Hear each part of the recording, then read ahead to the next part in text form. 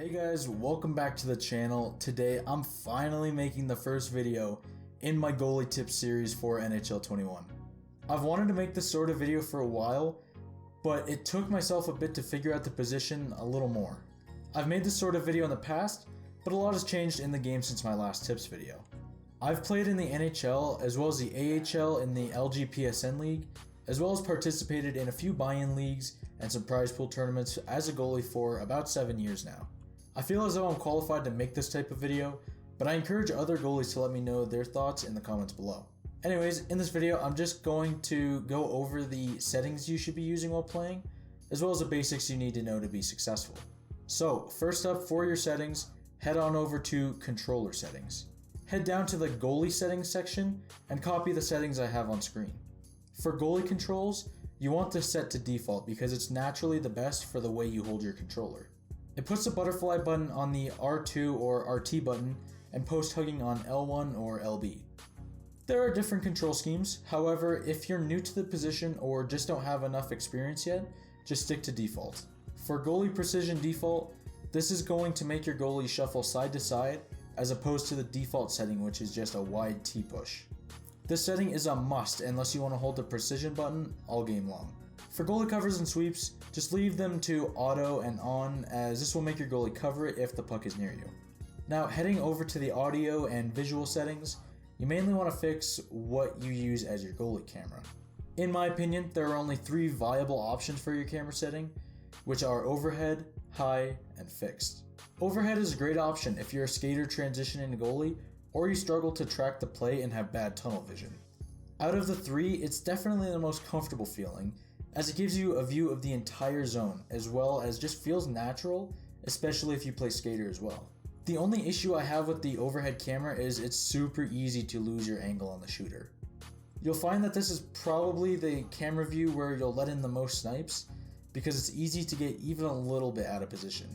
Next is high, and the trade-offs are pretty much the opposite of overhead.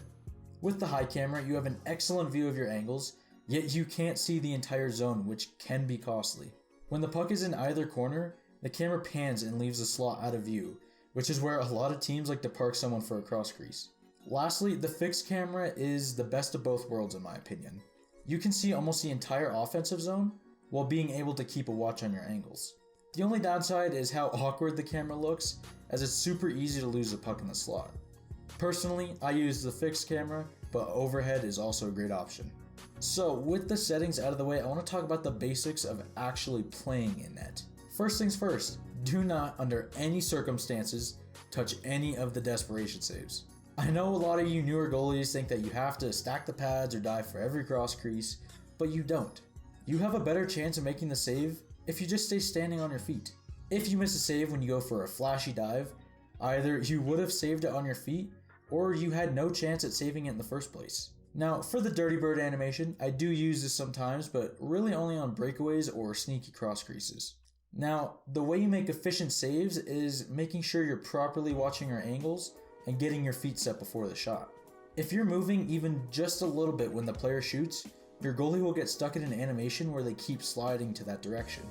Always make sure your goalie is standing completely still when a shot is coming. For angles, you want to challenge a shooter if they don't have options. This recognition comes with time and practice, but if you know with 100% certainty that the shot is coming, come to the top of your crease to challenge. If you're unsure or they have space to make a move, play a bit deeper in your net. Also, something you'll notice is that the further away a player is from the net, the less you have to travel to stay centered on the puck. It's obviously going to be easier to track somebody at the blue line rather than somebody in the slot. And the last little tip for today is always cover the short side shot. Imagine you're facing a 2-on-1, your defender is taking away the pass. If they pass it for a one-timer goal, that's on your defense and not you. However, if they hold onto it and beat you short side, that is 100% your fault. Trusting your defense is huge. Even if they aren't very good, you have to instill trust in them no matter what, because then at least a loss won't be your fault. So that about wraps it up for this video.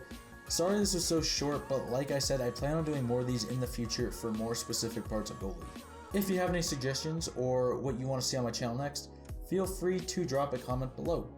Make sure you like and subscribe, and I'll catch you on the next one. Peace.